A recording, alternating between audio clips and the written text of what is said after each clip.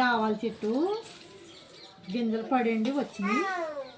ఒక చెట్టుకు వచ్చినాయండి ఇవన్నీ. ఎన్ని ఉన్నాయి చూసారా ఆవాలు? ఇవన్నీ ఆవాలండి. ఇవన్నీ నలుపుతూ అవన్నీ చూడండి. ఒక చెట్టుకి ఇవి ఆవాలు ఎలా పండుతాయి అని అనుకుంటారేమో. మనం గింజలు ఎత్తే వచ్చేస్తాయి. ఇవన్నీ గింజలు ఈ ఆవాలు మాట్లాడి చెట్టుకు వచ్చినాయండి.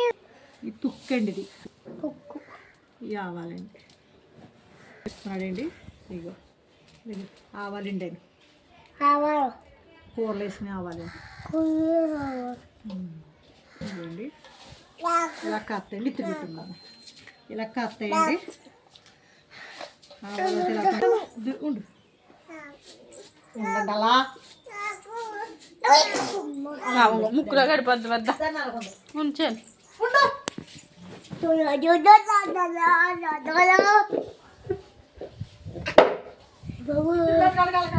కాలు పద్దు తోలుడు పద్దు మనం ఇంట్లో చేద్దా బొట్ట చేస్తుందా కత్తి కూడా చేస్తుందా దాచిందా బుట్ట చేస్తుందా బుట్ట పడిపోతావు.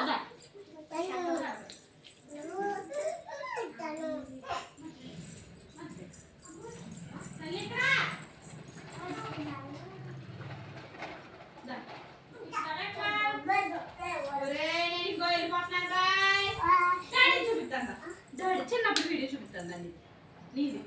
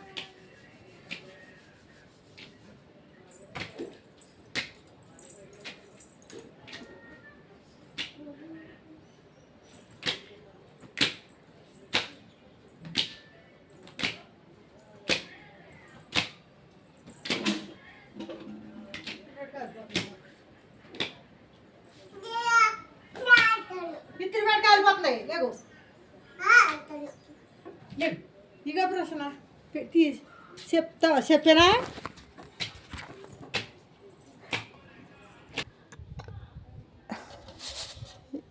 ఇగోండి ఆవాలు చూడండి ఎలా ఉన్నాయో. ఈ ముందు కట్ట వేయకుండా కాసిన ఆవాలండి ఇవి. ఇవన్నీ ఎంత బాగున్నాయండి ఆవాలు.